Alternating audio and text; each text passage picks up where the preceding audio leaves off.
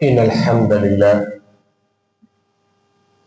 نحمده ونستعينه ونؤمن به ونتوكل عليه ونعوذ بالله من شرور أنفسنا ومن سيئات أعمالنا من يهده الله فلا مضل له ومن يضلل فلن تجد له وليا مرشدا. اللهم صل على محمد وعلى آل محمد كما صليت على إبراهيم وعلى آل إبراهيم وبارك على محمد وعلى آل محمد كما باركت على إبراهيم وعلى آل إبراهيم إنك حميد مجيد. أعوذ بالله من الشيطان الرجيم. يا أيها الناس اتقوا ربكم الذي خلقكم من نفس واحدة وخلق منها زوجها وبث منهما رجالا كثيرا ونساء واتقوا الله الذي تساءلون به والأرحام إن الله كان عليكم رقيبا. يا أيها الذين آمنوا اتقوا الله حق تقاته ولا تموتن إلا وأنتم مسلمون. يا أيها الذين آمنوا اتقوا الله وقولوا قولا سديدا يصلح لكم أعمالكم ويغفر لكم ذنوبكم ومن يطع الله ورسوله فقد فاز فوزا عظيما. أما بعد فإن خير الكلام كلام الله وخير السنن سنن محمد صلى الله عليه وسلم وشر الأمور محدثاتها وكل محدثة بدعة وكل بدعة ضلالة وكل ضلالة في النار. بسم الله الرحمن الرحيم. وما كان قولهم إلا أن قالوا ربنا اغفر لنا ذنوبنا وإسرافنا في أمرنا وثبت أقدامنا وانصرنا على القوم الكافرين. يا أيها الإخوان والأخوات اتقوا الله عباد الله أوصيكم أولا بتقوى الله. ഏറെ സ്നേഹം നിറഞ്ഞ സഹോദരന്മാരെ സഹോദരിമാരെ, അള്ളാഹുവിന്റെ നിയമങ്ങൾ പാലിച്ച് നമ്മളെല്ലാവരും മരണശേഷം ഖബറിലേക്ക് എത്തേണ്ടവരാണ് എന്ന ബോധത്തോടു കൂടി നമ്മുടെ അമലുകളെയും മറ്റു കർമ്മങ്ങളെയും നിയന്ത്രിക്കണേ, ക്രമീകരിക്കണേ എന്ന് ആമുഖമായി ഓർമ്മിപ്പിക്കുകയാണ്. അള്ളാഹു നമുക്ക് എല്ലാവർക്കും പരിപൂർണമായ ഈമാനും പരിപൂർണമായ ആഫിയത്തും മരണം വരെ നിലനിർത്തുമാറാകട്ടെ. സഹോദരന്മാരെ സഹോദരിമാരെ, സൂറത്ത് ആൽ ഇംറാനിലെ 147 ആയത്താണ് നാം ഓതി കേൾപ്പിക്കപ്പെട്ടത്. സൂറത്ത് ആൽ ഇംറാനിൽ 121 മുതൽ 180 വരെയുള്ള ആയത്തുകൾ നാം ഒന്ന് വായിച്ചു നോക്കണം എന്ന് ആമുഖമായി ഓർമ്മിക്കുകയാണ്. ഉഹദിൽ നികത്താനാവാത്ത നഷ്ടമുണ്ടായി. നിരവധി ഗുണപാഠങ്ങളുണ്ട്. ഉഹദ് എന്നുള്ളത് ചരിത്ര പാഠപുസ്തകമാണ്. ഉഹദ് എന്നുള്ളത് ഒരു ട്രെയിനിങ് ആണ്. ഉഹദിൽ നിരവധി ഗുണപാഠങ്ങൾ ഉണ്ടായതോടൊപ്പം ചില യുവാക്കൾക്കും പ്രായമുള്ളവർക്കുള്ള ചില പ്രചോദനം കൂടിയുണ്ട്. അബ്ദുല്ലാഹി ഇബ്നു അംർ റളിയല്ലാഹു അൻഹു, അദ്ദേഹത്തിന് ഏക മകൻ മാത്രമേ ഉണ്ടായിരുന്നുള്ളൂ, ജാബിർ ഇബ്നു അബ്ദില്ല. ചരിത്രത്തിൽ പിന്നീട് അതുല്യമായ സംഗതികൾ അദ്ദേഹത്തിന്റെ പേരിൽ വന്നിട്ടുണ്ട്. അപ്പോ അബ്ദുള്ള യുദ്ധത്തിന് പോകുകയാണ്. ജാബിർ ചെറുപ്പക്കാരനായിരുന്നു. അബ്ദുള്ള യുദ്ധത്തിന് പോകുമ്പോ മകനോട് പറഞ്ഞു, കടങ്ങളൊക്കെ ഉള്ള കാര്യങ്ങൾ പറഞ്ഞു. ഇന്നടത്തൊക്കെ കടമുണ്ട്. അപ്പൊ ആ കടം കൊടുക്കുവാനുള്ളവരുടെ പേരുകൾ പറഞ്ഞു കൊടുത്തു. കടം വീട്ടാൻ കഴിഞ്ഞില്ലെങ്കിൽ ബാക്കിയുള്ള തോട്ടം വിറ്റെങ്കിലും കടം വീട്ടണം എന്ന് ഏൽപ്പിച്ചുകൊണ്ട് അദ്ദേഹം പോകുകയാണ്. ഇവിടെ നാം ശ്രദ്ധിക്കേണ്ടത്, നമ്മുടെ ജീവിതത്തിൽ ഉപ്പമാർ മക്കളോട് അവരുടെ കാര്യങ്ങളും ബാധ്യതകളും പറഞ്ഞു കൊടുക്കണം എന്നുള്ളതാണ്. അങ്ങനെ യുദ്ധം കഴിഞ്ഞു. ജാബിർ റളിയല്ലാഹു അൻഹു പറയാണ്, സഹിക്കാൻ പറ്റുന്നില്ല, ഒരു പിതാവിന്റെ മരണമാണ്. സഹാബികൾ തടയാൻ ശ്രമിച്ചു. പക്ഷേ നബി സല്ലല്ലാഹു അലൈഹി വസല്ലമ ഒന്നും പറഞ്ഞില്ല. പകരം റസൂലുള്ളാഹി പറഞ്ഞു, തദില്ലു. മലക്കുകൾ അബ്ദുല്ലാഹ് ഇബ്നു അംറിന് തണലിട്ട് കൊടുത്തിരിക്കുകയാണ് എന്ന് പറഞ്ഞു. ശേഷം നബി സല്ലല്ലാഹു അലൈഹി വസല്ലമ സൂറത്ത് ആൽ ഇംറാനിലെ ആയത്ത് പാരായണം ചെയ്യുകയാണ്. വലാ തഹ്സബന്നല്ലദീന ഖുതിലൂ ഫീ സബീലില്ലാഹി അംവാത് ബൽ അഹ്യാഉൻ ഇൻദ റബ്ബിഹിം യുർസഖൂൻ എന്ന ആയത്ത് പാരായണം ചെയ്തു. എന്താണ്? അള്ളാഹുവിന്റെ മാർഗത്തിൽ പോരാടിയവർ അവർ മരിച്ചവരാണ് എന്ന് നിങ്ങൾ പറയാൻ പാടില്ല. മറിച്ച് അവർ അള്ളാഹുവിന്റെ അടുക്കൽ ജീവിച്ചിരിക്കുന്നവരാണ്. ബൽ അഹ്യാഉൻ ഇൻദ റബ്ബിഹിം യുർസഖൂൻ, അവർ അള്ളാഹുവിന്റെ അടുക്കൽ ജീവിച്ചിരിക്കുന്നവരാണ് എന്ന് പറഞ്ഞു. സൂറത്ത് ആൽ ഇംറാനിലെ 169 ആയത്താണ്. അപ്പോ ജാബിർ റളിയല്ലാഹു അൻഹു വല്ലാത്ത സന്തോഷമാവുകയാണ്. അള്ളാഹുവിന്റെ അടുക്കൽ ഹരിത നിറത്തിലുള്ള പക്ഷികളാൽ പറന്നു കളിക്കുന്ന ആ ഒരു സ്വഭാവത്തിലുണ്ടാകും.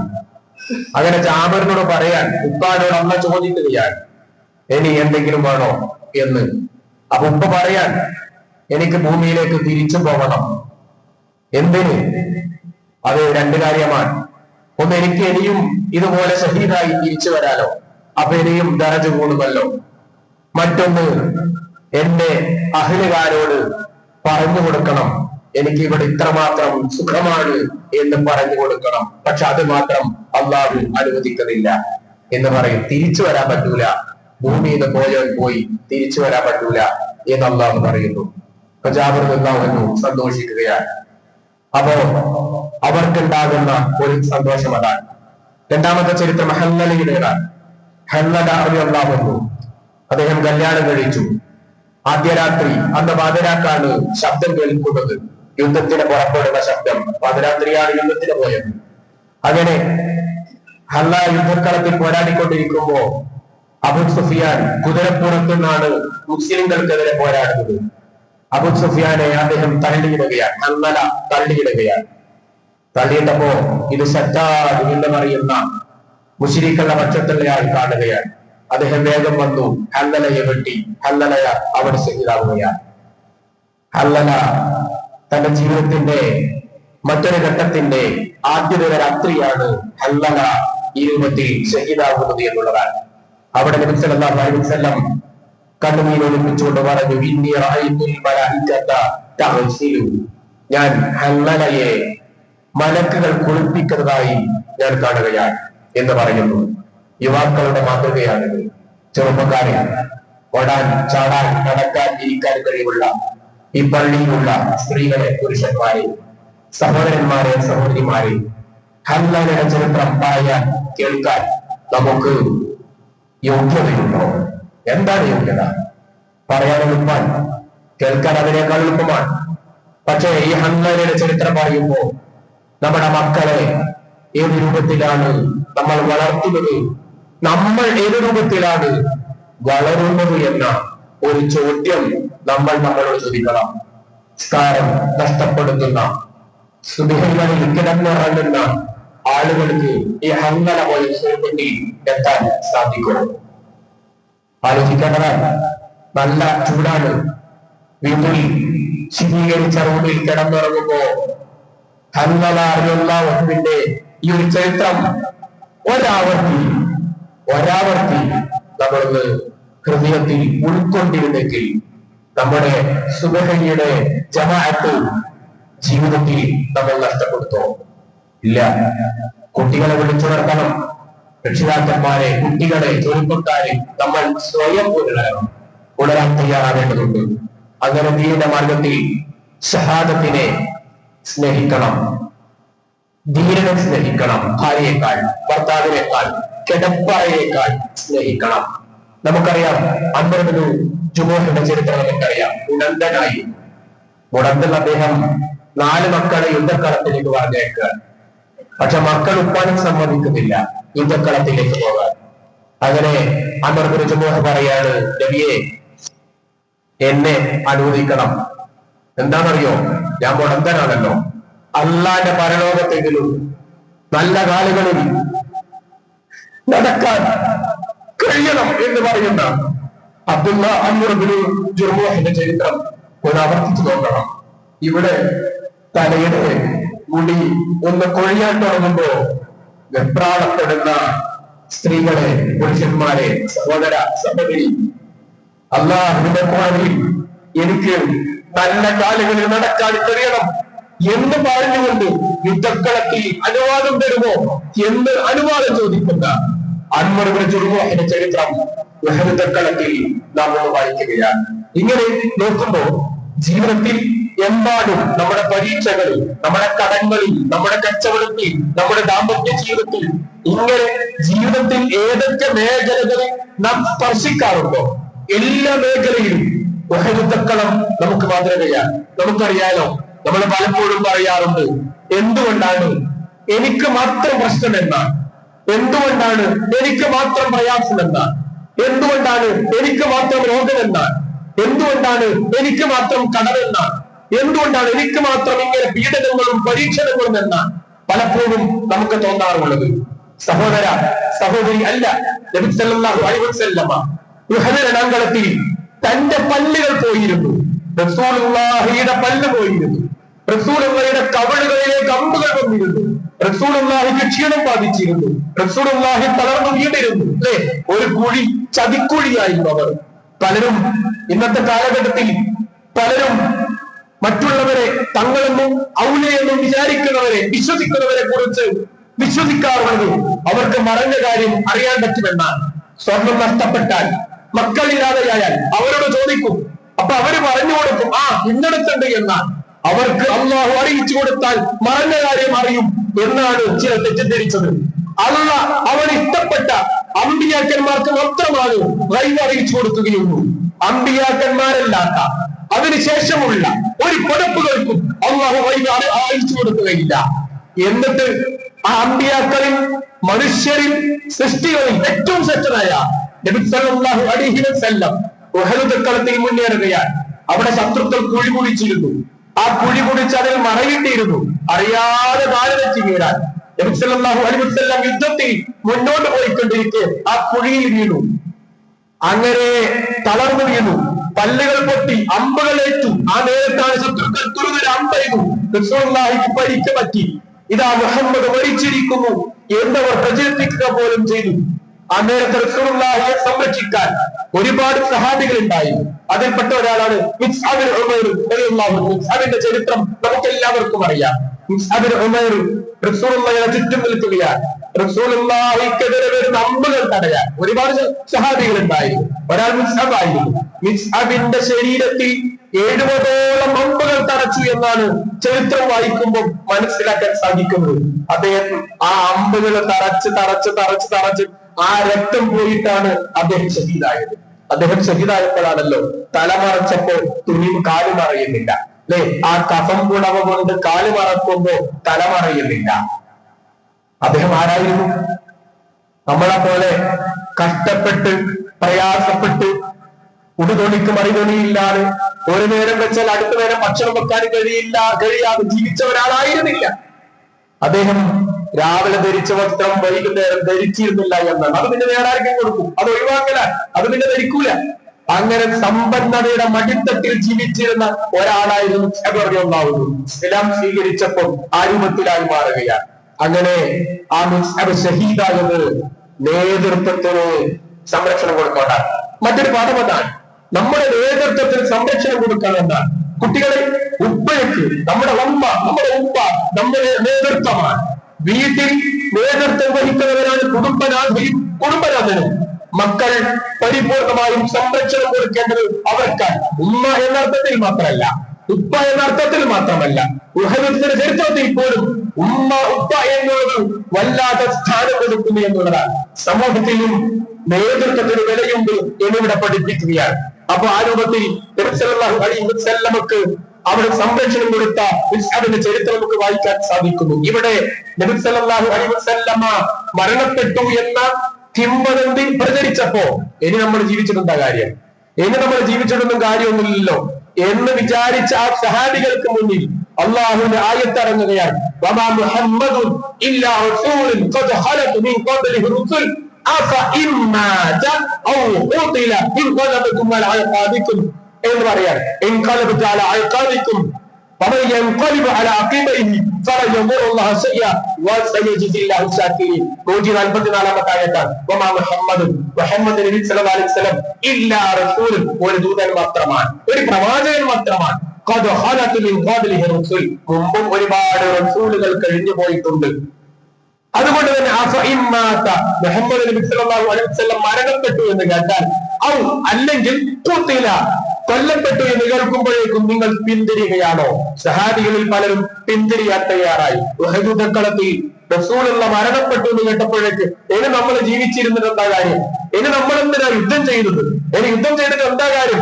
ഒരു കാര്യമില്ല, ഞങ്ങളത് തിരിച്ചു പോകുകയാണ് എന്ന് പറഞ്ഞു. സഹാബികൾ ഛിന്ന ഭിന്നമായി, അവർക്കിടയിൽ അഭിപ്രായ വ്യത്യാസം ഉണ്ടായി, അവർ പരസ്പരം ചേരി തിരിഞ്ഞു, ഭിന്ന രൂക്ഷമായി, കക്ഷിത്വം രൂക്ഷമായി. അപ്പോഴാണ് അല്ലാഹുവിന്റെ ആയത്ത്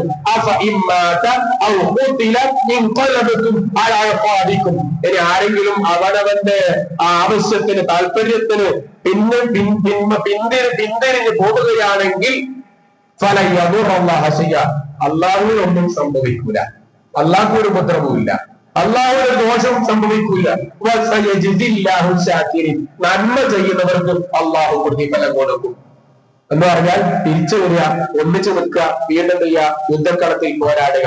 ചില ആളുകൾ അപ്പൊ പറഞ്ഞു, റസൂലുള്ള വഫാത്തായാൽ ഇനി ഇസ്ലാമിനെ നിലനിർത്തേണ്ടത് നമ്മളാണ്. അപ്പൊ നമ്മൾ പോരാടണം, നമ്മൾ ഇനിയും ശക്തമായി, നേരത്തെ ഉള്ളതിനേക്കാൾ ധീരമായി നമ്മൾ പോരാടണം. ഇവിടെയാണ് നമുക്കുള്ള മറ്റൊരു ഗുണപാഠം. നബി സല്ലല്ലാഹു അലൈഹി വസല്ലം വഫാത്തായി. ഇസ്ലാമിനെ നിലനിർത്തുവാൻ ശരീരം കൊണ്ടും മനസ്സുകൊണ്ടും പ്രവർത്തിക്കേണ്ടവർ, സമ്പത്ത് കൊണ്ടും ദഅവത്ത് ചെയ്യേണ്ടവർ നമ്മളാണ്. നമ്മൾ അതിൽ ഏർപ്പെടണം എന്നുള്ളതാണ് നമുക്കുള്ള മറ്റൊരു ഗുണപാഠം എന്നുള്ളതാണ്. മാത്രമല്ല, പരീക്ഷണങ്ങൾ വരുമ്പോ തളരാൻ പറ്റൂല. റസൂലുള്ളാഹിക്ക് പോലും പരീക്ഷണം വന്നു. അപ്പൊ അല്ലാഹുവിന്റെ അടുത്ത പ്രഖ്യാപനം സൂറത്ത് ആൽ ഇംറാനിൽ തന്നെ, വലാ തഹീനു വലാ തഹ്സനു വഅൻതുമുൽ അലൗന. വലാ തഹീനു, നിങ്ങൾ ദുർബലരാകാൻ പാടില്ല. വലാ തഹ്സനു, നിങ്ങൾ ദുഃഖിക്കാൻ പാടില്ല എന്നാണ്. നിങ്ങൾ ആകെ ടെൻഷൻ അടിച്ച് ഡിപ്രഷൻ സ്ട്രെസ്ഡായി ആകെ തളരാൻ പാടില്ല. ഡിപ്രഷനും സ്ട്രെസ്സും ഒരു വിശ്വാസിക്ക് യോജിച്ചതല്ല.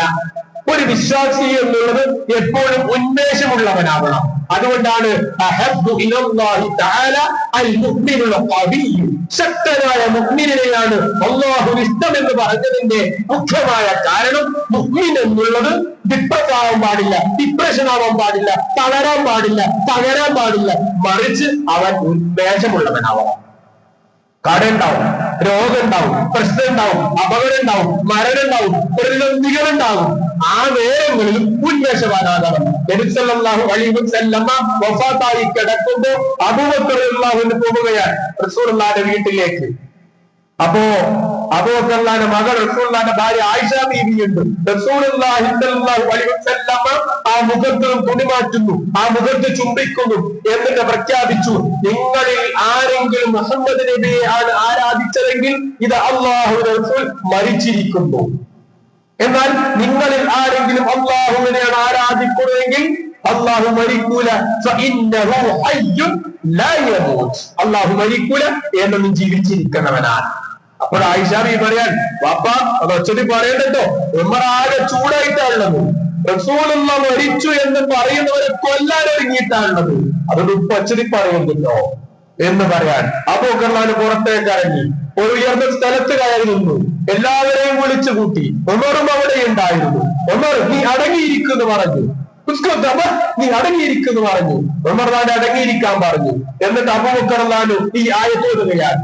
ഞാനിപ്പോൾ ഓതിയ സൂറത്ത് ആൽ ഇംറാനിൽ ആയത്ത് ഓതുകയാണ്. വമാ മുഹമ്മദുൻ ഇല്ലാ റസൂലുൻ ഖദ് ഖലത് എന്ന് തുടങ്ങുന്ന ആയത്ത് ഓതുകയാണ്. ആയത്ത് ഓതിക്കട്ടപ്പോ ഉമർ അവിടെ കൈകുത്തിയിരിക്കുകയാണ്. ഉമർ പറഞ്ഞു, ആയത്തൊന്നുകൂടി ഓതും, ഒന്നുകൂടി ഓതും. എന്നിട്ട് പറഞ്ഞു, ഈ ആയത്ത് ഞാൻ ആദ്യമായി കേൾക്കുന്നത് പോലെയുണ്ട്, എനിക്ക് തലകറക്കം വരും, എനിക്ക് ക്ഷീണമാകുന്നു, ഒന്നുകൂടി ഓതും എന്ന് പറയുന്ന രംഗം ചരിത്രത്തിൽ വായിക്കാൻ കഴിയുന്നുണ്ട്. എന്ന് പറഞ്ഞാൽ നബി സല്ലല്ലാഹു അലൈഹി വസല്ലമയുടെ വഫാത്ത് അംഗീകരിക്കാൻ ഉമർ റളിയല്ലാഹു അംഗീകരിക്കാൻ കഴിഞ്ഞിട്ടില്ല.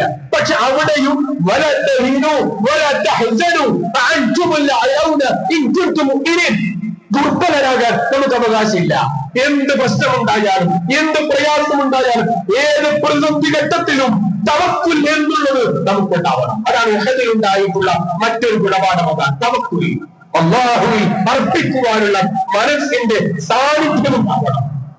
എനിക്ക് അള്ളയുണ്ട്, അള്ളാഹുവിന്റെ സഹായം എനിക്കുണ്ടാവും, അള്ളാഹു എന്റെ കൂടെ ഉണ്ടാവും, അള്ളാഹ് സഹായിക്കും, അള്ളാഹ് എന്റെ കൈവടിയുകയില്ല. ഹസ്ബി അല്ലാഹ്, അള്ളാഹു മതി എനിക്ക്. ഹസ്ബി അല്ലാഹ്, അള്ളാഹു എനിക്കുണ്ട്.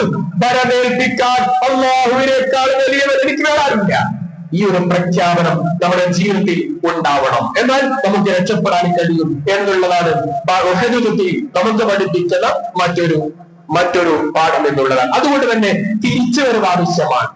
തഖ്വയിലേക്കുള്ള തിരിച്ചറിവ്, ഈമാനിലേക്കുള്ള തിരിച്ചുവരവ് നമുക്ക് ആവശ്യമാണ്. മറ്റൊരു തിരിച്ചുവരവ് നമുക്കുണ്ടാകേണ്ടത് അനുസരണമാണ്. അനുസരണം നമുക്ക് ആവശ്യമാണ്. അനുസരണമില്ലേ വിജയമില്ല. അനുസരണമുണ്ടോ വിജയമുണ്ട്. നമ്മുടെ ജീവിതത്തിൽ, നമ്മുടെ സ്ഥാപനത്തിൽ, ജോലി സ്ഥലത്ത്, പഠന സ്ഥലത്ത്, നമ്മുടെ വീട്ടിൽ, നമ്മുടെ കുടുംബത്തിൽ, എല്ലായിടത്തും നാം അനുസരിക്കാൻ തയ്യാറാവണം. എന്നാ അതിനൊന്നും കിട്ടൂല എന്ന് പറയാൻ പറ്റൂല. അനുസരണയുണ്ടോ അവിടെ വിജയമുണ്ട്. അനുസരിക്കാൻ നാം തയ്യാറാവേണ്ടതുണ്ട്. എന്നാൽ മാത്രമേ നമുക്ക് വിജയമുണ്ടാകുകയുള്ളൂ എന്നുള്ളത് ഒരു ഗുണപാഠമാണ്. അതുകൊണ്ട് നാം അനുസരണയിലേക്ക് തിരിച്ചു വരണം. സഹനത്തിലേക്ക് നാം തിരിച്ചു വരണം. ക്ഷമയിലേക്ക് നാം തിരിച്ചു വരണം. ക്ഷമ എന്നുള്ളത് നമുക്ക് നിർബന്ധമായി ഉണ്ടാകേണ്ട വിഷയമാണ്. ഞാൻ ഓതി വെച്ച ആയത്ത് സൂറത്ത് ആൽ ഇംറാൻ 147-ാമത്തെ ആയത്താണ്. അവിടെ അവരുടെ പ്രാർത്ഥനയാണ് റബ്ബനാ ഗഫിർ ലനാ ദുനൂബനാ, അല്ലാഹുവേ ഞങ്ങൾക്ക് ഞങ്ങളുടെ തെറ്റുകൾ നീ പുറത്തു തരണേ എന്നാണ്. ഞങ്ങൾ അതിരുകവിഞ്ഞു പോയിട്ടുണ്ട്, ക്ഷമയില്ലാതെ, സഹനമില്ലാതെ കാര്യങ്ങളിൽ അതിരുകവിഞ്ഞു പോയിട്ടുണ്ട്.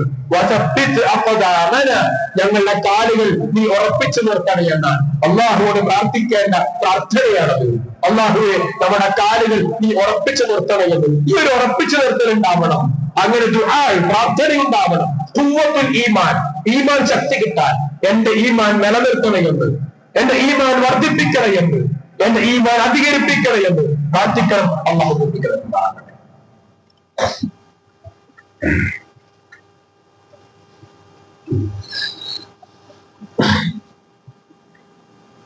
إن الحمد لله وصلى الله على خاتم الأنبياء والمرسلين وعلى آله وأصحابه أجمعين وعلى من اتبع الهدى إلى يوم الدين. أما بعد يا أيها الإخوان والأخوات اتقوا الله عباد الله أوصيكم ثانيا بتقوى الله. സഹോദരന്മാരെ, സഹോദരിമാരെ, അള്ളാഹുവിന്റെ നിയമങ്ങൾ പാലിച്ച് ഖബറിലേക്ക് മടങ്ങേണ്ടവരാണ് നമ്മൾ എല്ലാവരും എന്ന ബോധത്തോടുകൂടി നമ്മുടെ അമലുകളെ ക്രമീകരിക്കണമെന്ന് ഒന്നുകൂടി എല്ലാവരെയും ഓർമ്മിപ്പിക്കുകയാണ്. അള്ളാഹു നമുക്ക് എല്ലാവർക്കും നമ്മുടെ ഈമാനും ആരോഗ്യവും പൂർണ്ണമാക്കി തരുമാറാകട്ടെ. സഹോദരന്മാരെ, സഹോദരിമാരെ, മറ്റൊരു വലിയൊരു ഗുണപാഠം എന്നുള്ളത് എടുത്തുചാട്ടം പാടില്ല എന്നാണ്. അതാണല്ലോ ആ 50 ആളുകളുടെ ചരിത്രം നാം പറഞ്ഞപ്പോ അല്ലെ, ആ മലമുകളിൽ നിന്നും 50 ആളുകൾ ഇറങ്ങാനുള്ള കാരണം ഒരു എടുത്തുചാട്ടമായിരുന്നു എന്നുള്ളതാണ്. അപ്പൊ എടുത്തുചാട്ടം ഒരു വിശ്വാസിക്ക് യോജിച്ചതല്ല. മാത്രല്ല, വിജയം കിട്ടണമെങ്കിൽ കൃത്യമായ പ്ലാനിങ് നിർബന്ധമാണ്. പ്ലാനിങ് എന്നുള്ളത് അത്യാവശ്യമാണ് എന്നും നമുക്ക് ഈ ഉഹദിന്റെ കടം പഠിപ്പിക്കുകയാണ്. ഇനി ചില കാലിക വിഷയങ്ങൾ നാം ഓർക്കേണ്ടതുണ്ട്. അതുകൊണ്ട് അത്തരം വിഷയത്തിലേക്ക് പോവുകയാണ്. ചില മരണങ്ങൾ ഈ ഒരാഴ്ചക്കുള്ളിൽ നടന്നിട്ടുണ്ട്. ജാതീയതയുടെ, വംശീയതയുടെ പേരിൽ ചില മരണങ്ങൾ നടന്നു അല്ലെ. സംഘർഷങ്ങളും കലാപങ്ങളും ഒക്കെ അതിന്റെ പേരിൽ നടന്നുകൊണ്ടിരിക്കുന്നു. അപ്പോൾ നമ്മൾ മനസ്സിലാക്കേണ്ടത്, ഇസ്ലാമില് ഇത്തരം ജാതീയതയുമായി ബന്ധപ്പെട്ട്, ദേശീയതയുമായി ബന്ധപ്പെട്ട്, നിറത്തിന്റെ, തൊലിയുടെ, വേഷത്തിന്റെ, ഭാഷയുടെ പേരിലുള്ള ആ വർഗീയതയെ കുറിച്ച്, വർഗീകരണത്തെ കുറിച്ച് എന്താണ് പറയാനുള്ളത് എന്നാണ് നമ്മൾ മനസ്സിലാക്കേണ്ടത്. ഒന്ന്, ഇപ്പോ പണ്ട് യൂറോപ്യൻ രാഷ്ട്രങ്ങളിലൊക്കെ രാജകുമാരൻ തെറ്റ് ചെയ്താൽ ശിക്ഷിക്കൂല എന്നാണ് പഴയ കാലത്തുള്ള സമ്പ്രദായമായി വിദേശ രാജ്യത്തെ ചരിത്രങ്ങളൊക്കെ രേഖപ്പെടുത്തുന്നത് എന്നാണ്. ജാഹിലിയ്യ കാലഘട്ടത്തിലും അങ്ങനെയുള്ള സമ്പ്രദായങ്ങൾ ഉണ്ടായി. അവിടെയാണ് റസൂലുള്ളാഹി പറഞ്ഞത്, എന്റെ മകൾ ഫാത്തിമയാണ് കട്ടതെങ്കിലും അവളുടെ കയ്യിൽ ഞാൻ മുറിക്കും എന്ന് പറയാനുണ്ടായിരുന്ന പ്രചോദനം ആ കാലഘട്ടത്തിൽ അങ്ങനെയല്ല. അത് ഓരെന്റെ ആളാണ്, ഇവൻ നമ്മന്റെ ആളാണ്. നമ്മന്റെ ആൾക്കാർക്ക് പരിഗണന കൊടുക്കുന്ന ഒരു കാലഘട്ടം ഉണ്ടായിരുന്നു യൂറോപ്പിൽ. ഈ അടുത്ത കാലഘട്ടം വരെ രാജകുമാരന്റെ മകളാണെങ്കിൽ എന്തല്ല, രാജകുമാരനായിരുന്നെങ്കിൽ അവർക്ക് ശിക്ഷയില്ല എന്ന നിലപാട് സ്വീകരിച്ചിരുന്നു എന്നാണ്. ഇവിടെയാണ് ഇസ്ലാമിൽ ബിലാൽ റബാഹിന്റെ ചരിത്രം നമുക്ക് ഒരു പാഠമാകേണ്ടത് അല്ലെ. മക്ക വിജയിച്ചു, മക്ക ഫതഹ് ഉണ്ടായപ്പോ നബി സല്ലല്ലാഹു അലൈഹി വസല്ലമ ബാങ്ക് വിളിക്കുവാൻ വേണ്ടി ഏൽപ്പിച്ചത് ബിലാൽ റളിയല്ലാഹു അൻഹുവിനെയായിരുന്നു. ബിലാലിനെ ആ കാലഘട്ടത്തിൽ, ഇസ്ലാമിന്റെ ആദ്യ കാലഘട്ടത്തിൽ മുശ്രിക്കുകൾ ആക്രമിക്കുവാനുണ്ടായിരുന്ന കാരണം ഒന്ന് ബിലാൽ അടിമയായിരുന്നു എന്നുള്ളതാണ്, രണ്ട് കറുത്തവനായിരുന്നു എന്നുള്ളതാണ്. ബിലാൽ റളിയല്ലാഹുവിനെ കുറിച്ചുള്ള ചരിത്രം വായിക്കുമ്പോൾ കറുത്തവരിൽ കറുത്തവൻ എന്നാണ് ചരിത്രം പറയുന്നത്. അതിന്റെ അപ്പുറം വേറെ കറുപ്പില്ല എന്നർത്ഥം. അപ്പോ അത്രയും കരുമാടിക്കുട്ടൻ എന്നൊക്കെ ചരിത്രം വിശേഷിപ്പിച്ചിട്ടുള്ള ബിലാൽ റളിയല്ലാഹു അൻഹു ആയിരുന്നു അന്ന് ഹറമിൽ കഅബയിൽ ബാങ്ക് വിളിക്കാൻ നബി സല്ലല്ലാഹു അലൈഹി വസല്ലം ഏൽപ്പിച്ചത് എന്നുള്ളത് തന്നെ നിറത്തിന് ഒരു പ്രാധാന്യവുമില്ല എന്നുള്ളതൊരു തെളിവാണ്. ആ ബിലാൽ റളിയല്ലാഹു കൂടെയായിരുന്നു നല്ല സുഖനായ സുന്ദരനായ വെളുത്ത തുടുത്ത ആപ്പിൾ തുടുപ്പുള്ള റസൂലുള്ളാഹി സ്വല്ലല്ലാഹു അലൈഹി വസല്ലം നിന്നത് എന്നുള്ളത് നാം ചരിത്രത്തിൽ കൂട്ടി വായിക്കേണ്ടതാണ്. അപ്പൊ അങ്ങനെ നിറത്തിന്റെ പേരിലുള്ള വർഗീയതയോ ചേരിതിരിവോ ഇസ്ലാം പഠിപ്പിച്ചിട്ടില്ല എന്ന് നമ്മൾ നോക്കേണ്ടതാണ്. മാത്രമല്ല ഒരിക്കൽ അബൂദർ ഗിഫാരി എന്ന് പറയുന്നുണ്ട്, എന്ന് വിളിച്ച എടാ കറുപ്പ, കരിമ്പ എന്നാണ് അതിന്റെ മലയാളം. അപ്പൊ ഒരിക്കൽ ബിലാൽ റളിയല്ലാഹു അൻഹുവിനെ അബൂദർ ഗിഫാരി വിളിക്കുകയാണ്, യാ അസ്വദ, കരിമ്പ എന്ന് വിളിച്ചു. അപ്പോ നബി സല്ലല്ലാഹു അലൈഹി വസല്ലം കേൾക്കുകയും റസൂലുള്ളാഹി സ്വല്ലല്ലാഹു അലൈഹി വസല്ലമയുടെ മുഖം ചുവന്നു കൊടുക്കുന്നതാണ്. എന്നിട്ട് പറഞ്ഞു, യാ അബൂദർ, അബൂദർ, ഇന്നക ഫിൽ ജാഹിലിയ്യ, നീ ഇപ്പോഴും ആ ജാഹിലിയ്യത്തിലാണ് എന്ന് പറഞ്ഞു. അദ്ദേഹം സ്ഥലം സ്വീകരിച്ചാണ് അബൂദറിന്റെ അഭിപ്രായം എന്താണ്, നീ ഇപ്പോഴും ജാഹിലിയ്യത്തിലാണ് എന്ന് പറഞ്ഞു എന്നാണ് ചരിത്രത്തിൽ വായിക്കുവാൻ സാധിക്കുന്നത്. അതുകൊണ്ട് തന്നെ ഈ ജാതിയുടെ പേരിൽ, ദേശത്തിന്റെ പേരിൽ ഒക്കെയുള്ള ആ വിഭജനം ഇസ്ലാം അംഗീകരിക്കുന്നത്, പഠിപ്പിച്ചിട്ടില്ല എന്നുള്ളതല്ല, അംഗീകരിക്കുന്നുണ്ടില്ല. അവിടെയാണ് ഖുർആനിലെ നമുക്ക് സുപരിചിതമായ ആയത്ത്, യാ അയ്യുഹന്നാസ് ഇന്നാ ഖലഖനാകും മിൻ ദക്കറിൻ വഉൻത വജഅൽനാകും ശുഊബൻ വഖബായില, അല്ലേ? വജഅൽനാകും ശുഊബൻ വഖബായില എന്നാണ്. നിങ്ങളെ ഗോത്രങ്ങളും കക്ഷികളുമാക്കി മാറ്റിയത്, ഇന്നയാളുടെ മകൻ, ഇന്ന് തറവാട്ടിൽ പിറന്നവൻ, ഇന്ന് ജോലിക്കാരൻ എന്നിങ്ങനെ നിങ്ങൾക്ക് തരംതിരിവുണ്ടാക്കിയത് നിങ്ങളെ പരസ്പരം അറിയുവാൻ വേണ്ടി മാത്രമാണ്. നിങ്ങളെ തിരിച്ചറിയണമെങ്കിൽ ഒരു മാർഗം വേണമല്ലോ. അപ്പൊ ഇന്ന കുടുംബത്തിലാണ്, ഇന്ന് തറവാടിനത്തിലാണ് എന്ന് പറയണം. അത് തിരിച്ചറിയുവാനുള്ള മാർഗം മാത്രമാണ്. മറിച്ച് ഇന്നക്രമക്കും ഇന്ദല്ലാഹി അത്ഖാകും, നിങ്ങളിൽ അല്ലാഹുവിന്റെ അടുക്കൽ ഏറ്റവും ഉത്തമൻ എന്നുള്ളത് തഖ്വ ഉള്ളവൻ മാത്രമാണ് എന്ന് പഠിപ്പിക്കുക. ഇവിടെ എനിക്കും നിങ്ങൾക്കുമുള്ള മറ്റൊരു ഗുണപാഠം എന്നുള്ളത്, എന്റെ ജോലി ഇന്നതാണ്, എന്റെ ജോലി ഇന്നതാണ് എന്നുള്ളത് കൊണ്ട് ഞാൻ നല്ലവനോ, എന്റെ ജോലി ഇന്നതാണ് എന്നുള്ളത് ഞാൻ മോശക്കാരനോ അല്ല എന്നുള്ള ഗുണപാഠം കൂടി അവിടെ നമ്മൾ സാന്ദർഭികമായി ഉൾക്കൊള്ളേണ്ടതാണ്. ഓ ഇന്ന പണിക്കാരനാണ് അതുകൊണ്ട് മോശം, ഓ ഇന്ന പണിക്കാരനാണ് അതുകൊണ്ട് നല്ലത്, അങ്ങനെ ഒന്ന് തരംതിരിവ് ഇസ്ലാം പഠിപ്പിച്ചിട്ടില്ല എന്ന് നമ്മൾ സാന്ദർഭികമായി ഓർക്കേണ്ട വിഷയമാണ്. അപ്പൊ അതുകൊണ്ട് തന്നെ ഇന്നത്തെ ജാതി വർഗീയതയുമായി നടക്കുമ്പോൾ നമ്മൾ ഇസ്ലാമിന്റെ മഹത്വം അവിടെ ഉൾക്കൊള്ളണം, അല്ലെ? ഇത്തരം പ്രശ്നങ്ങൾ മീഡിയകളിലൂടെ നമ്മൾ വായിക്കുമ്പോൾ നമ്മൾ മനസ്സിലാക്കേണ്ടത് ഇസ്ലാം എത്ര സുന്ദര, ഇസ്ലാം എത്ര മഹത്തര. ആ കാലഘട്ടത്തിലെ ഏത് 6-ാം നൂറ്റാണ്ടിൽ ഇസ്ലാം പറഞ്ഞല്ലോ ഇങ്ങനൊരു ജാതീയതയും ദേശീയതയും ഇല്ല എന്ന് അന്ന് ഇസ്ലാം പറഞ്ഞല്ലോ, അല്ലെ? അന്ന് ഈ ജാതീയതയൊക്കെ ഇസ്ലാം പറഞ്ഞല്ലോ. അന്ന് ഇസ്ലാം ഇത്തരം വർഗീയത ഇസ്ലാം എതിർത്തല്ലോ. അന്ന് ഇസ്ലാം അങ്ങനെ പ്രോത്സാഹിപ്പിച്ചിട്ടില്ല എന്ന് മാത്രമല്ല, അത് പഠിപ്പിച്ചില്ലാലോ, അല്ലേ? അതും ഇതിനേക്കാൾ അധികം ഉച്ചനീചത്വങ്ങൾ നിലനിന്നിരുന്ന ഒരു കാലഘട്ടമായിരുന്നു അത് എന്നുള്ളത് നമ്മൾ ഒന്നുകൂടി അടിവരയിട്ട് വായിക്കേണ്ട ഒരു സംഗതിയാണ്. ഇവിടെയാണ് ഇസ്ലാമിന്റെ മഹത്വം. ആ കാലഘട്ടത്തിലും ഇസ്ലാം പഠിപ്പിച്ചു എന്ന് പറയുമ്പോൾ ഞാൻ ഇസ്ലാം ആയത് എന്തൊരു മഹാഭാഗ്യമാണ്, ഞാൻ മുസ്ലിമായത് എന്തൊരു അഭിമാനമാണ്. കാരണം എന്റെ ഇസ്ലാമിൽ ഇത്തരം ഒരു അനീതിയും ഒരു അന്യായവും പഠിപ്പിച്ചിട്ടില്ല. അതുകൊണ്ട് അൽഹംദുലില്ലാഹ്, ഞാൻ ആരാണ്? അൽഹംദുലില്ലാഹി അല്ലദീ ലം യഅ്തിനി അജലി ഹത്താ തസയ്തു മിനൽ ഇസ്ലാമി ഇർഫാന. ഒരു കവിയുടെ വാചകമാണ്, ഒരു കവിതയാണ്.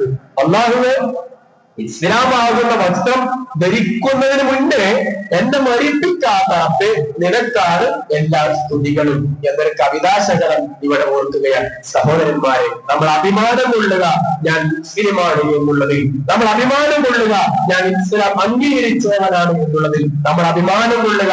ഇസ്ലാം ഇത്തരം എല്ലാ ഉച്ചനീചത്വങ്ങളെയും കർശനമായി വലിച്ചെറിഞ്ഞ ഇസ്ലാമാണ് ഇസ്ലാം എന്നുള്ളതിൽ നമ്മൾ അഭിമാനം കൊള്ളുക. അത് പറയാനാണ്, അത് മനസ്സിലാക്കാനും ആ വിഷയം എടുത്തിട്ടത്. ആരും നമ്മൾ ഉൾക്കൊള്ളാൻ തയ്യാറാകുന്നില്ല. നമുക്ക് എല്ലാവർക്കും പൂർണ്ണമായി ഇസ്ലാമിനെ ഉൾക്കൊള്ളുവാനുള്ള തൗഫീഖ് നൽകുമാറാവട്ടെ. എല്ലാം കാണുന്ന നമ്മുടെ ജീവിതത്തിൽ വന്നു പോകുന്ന എല്ലാ പ്രയാസങ്ങളിലും രക്ഷപ്പെടുവാൻ, എല്ലാ പ്രയാസങ്ങളെയും ക്ഷമിക്കുവാൻ, എല്ലാ പ്രയാസങ്ങളും സഹിക്കുവാൻ, എല്ലാ പ്രയാസങ്ങളും നിനക്ക് തവക്കുൽ ചെയ്യുവാൻ ഈമാൻ ഞങ്ങൾക്ക് ഈമാനെ നമ്മുടെ ഈമാൻ പൂർണ്ണമാക്കി തരണമല്ല, നമ്മുടെ ആഫിയത്ത് പൂർണ്ണമാക്കി തരണമല്ല, നമ്മുടെ ഈമാൻ വർദ്ധിപ്പിക്കണമല്ല, നമ്മുടെ ആഫിയത്ത് വർദ്ധിപ്പിക്കണമല്ല. والله يغفر للمؤمنين والمؤمنات والمسلمين والمسلمات الأحياء والأموات. اللهم أجرنا من النار، اللهم أجرنا من النار، اللهم أجرنا وأجر والدينا من النار. اللهم أعز الإسلام والمسلمين، اللهم أعز الإسلام والمسلمين، اللهم أعز الإسلام والمسلمين. ربنا آتنا في الدنيا حسنة وفي الآخرة حسنة وقنا عذاب النار. والحمد لله رب العالمين، وصلى الله على خاتم الأنبياء والمرسلين وعلى آله وأصحابه أجمعين وعلى من تبع الهدى إليه.